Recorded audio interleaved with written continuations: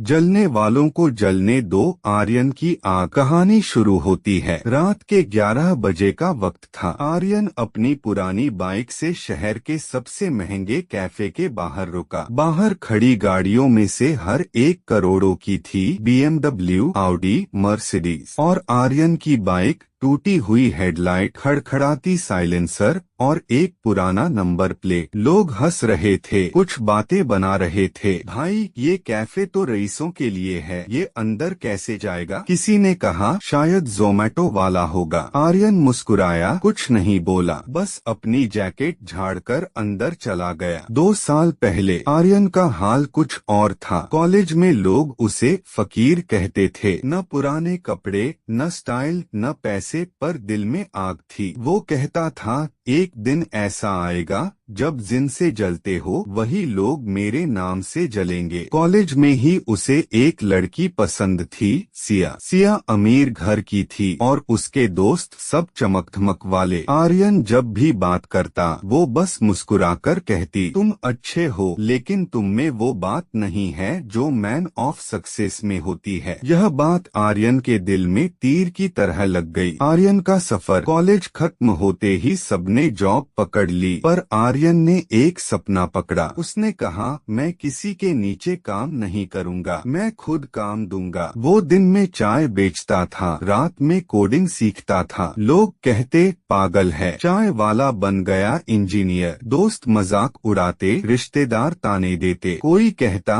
कर्म का नहीं, कर्मफल का सोचो। पर आर्यन बस एक बात कहता, जलने वालों को जलने दो, मैं अपनी आग से ही रास्ता बनाऊंगा। मुश्किलें और धोखे। 1 साल बीता, उसका स्टार्टअप चल नहीं पाया। जो पार्टनर उसने सबसे भरोसे से चुना था वो उसका आइडिया चुराकर खुद की कंपनी खोल गया। आर्यन फिर से गिर पड़ा। कमरे का किराया नहीं चुका पाया, इंटरनेट बंद हो गया, बिजली चली गई। उसने कई रातें बिना खाना खाए बिताई, पर उसने हार नहीं मानी। वो अपने लैपटॉप के सामने बैठा रहा। धीरे धीरे एक नई ऐप बनाता गया। ऐप का नाम था स्पार्कमी, एक सोशल प्लेटफॉर्म जो छोटे क्रिएटर्स को फ्री में प्रमोट करता था। किस्मत पलटती है। 6 महीने बाद ऐप लॉन्च हुई। पहले दिन सिर्फ 100 यूजर आए, फिर 10,000 और फिर 10 लाख। रातों रात आर्यन का नाम वायरल हो गया। न्यूज चैनल, यूट्यूब, इंस्टा, सब जगह वही था। लोग कहते, वो देखो, वही आर्यन जो कभी कॉलेज में चाय बेचता था, अब वही लड़का करोड़ों का मालिक बन गया था। वो कैफे वाली रात। आर्यन उसी कैफे में गया